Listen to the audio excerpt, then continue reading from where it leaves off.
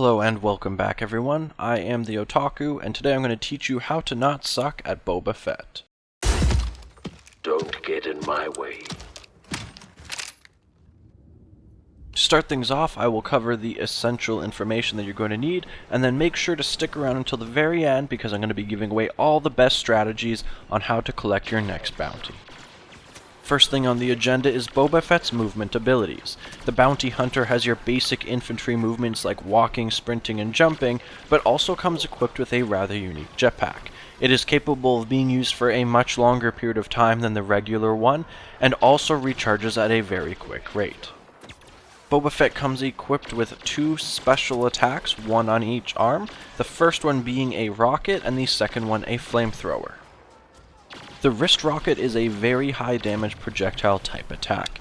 It will one-shot kill any infantry and do a good amount of damage while also stunning versus other heroes. This used to have an aim assist lock-on type feature but was recently removed from the game. We'll talk more about that later. The flamethrower, on the other hand, is a close quarters damage over time ability, and by that I mean it will continue to spew out for a period of time, doing more and more damage the longer it is connected. This attack can be very tricky to pull off, but the damage of a full blast is absolutely devastating. Boba Fett also comes equipped with a upgraded version of the EE3 blaster rifle. And seeing how it's a bit different from the regular one, I thought it would be very appropriate for me to just go ahead and quickly review it and then show you what the differences actually are. Pulling up the stats for the EE3 Boba Fett edition, we want to first direct our attention towards the damage chart in the middle. The blaster starts off doing 30 damage per round, and at 30 meters the damage begins to drop off.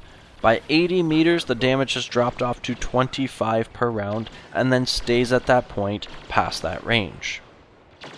Now do keep in mind that this blaster is a 3-round burst, so with each round doing 30 damage, you are looking at 90 damage per burst. This is really great, but not quite enough to get a one-shot kill.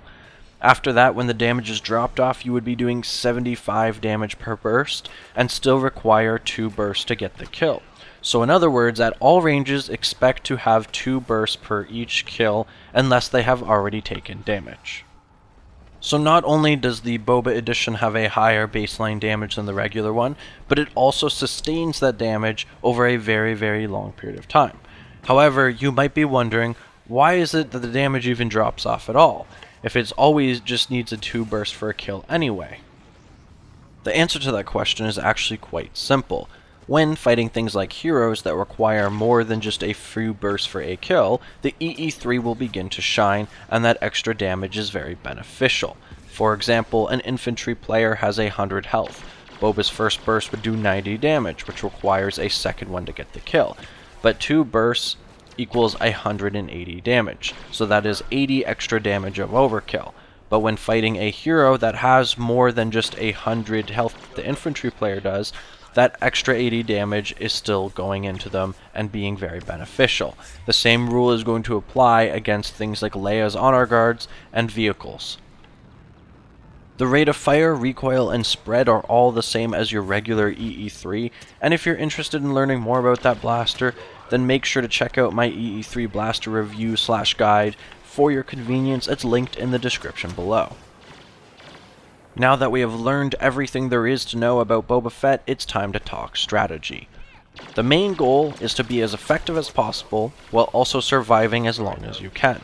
Based on Boba Fett's available attacks and the fact that he comes equipped with the EE3, which is crap at close quarters but amazing past medium ranges, it's pretty safe to assume that Boba Fett is more of a sharpshooting master, designed for engaging with targets primarily at medium to long distances.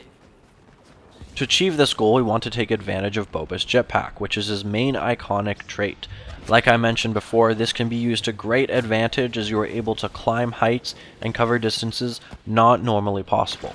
So do make sure that you are always positioning yourself at a distance and preferably up high, on top of somewhere that you cannot be easily reached. Then use your EE3 as your primary weapon to take out targets using the height and cover to protect yourself. Now for Boba's wrist rocket, it used to be a really great asset and easily used in conjunction with your primary weapon. but since then, like I mentioned before, has been nerfed and is no longer able to lock onto enemies. So now I would not expect to be able to connect very many hits at a long distance. Instead, try to use it at medium to short range to deal heavy damage and take advantage of the stun effect it has on other heroes. It's very beneficial when they're closing in on you to be able to stun them and make your escape. As for the Flamethrower, it's going to be more like a last resort and should not be something that you're chasing after enemies to try and use unless you're absolutely amazing and have some sort of plan. I know it can do a lot of damage if used successfully, but the horrible positioning that it's going to put you in is not worth the risk versus many opponents, like Luke Skywalker, who will stun you with every single swing of his lightsaber. However, if you're caught in a bad spot, it's helpful for putting out a lot of pressure or acting as a deterrent for melee.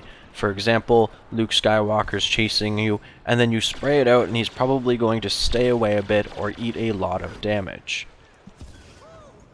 The last thing that you need to learn from Bounty Hunter Bootcamp is how to properly maneuver around the map when there isn't some amazing go-to spot where you can hang out. A perfect example of this kind of map is something like Sulphur Fields on Solus.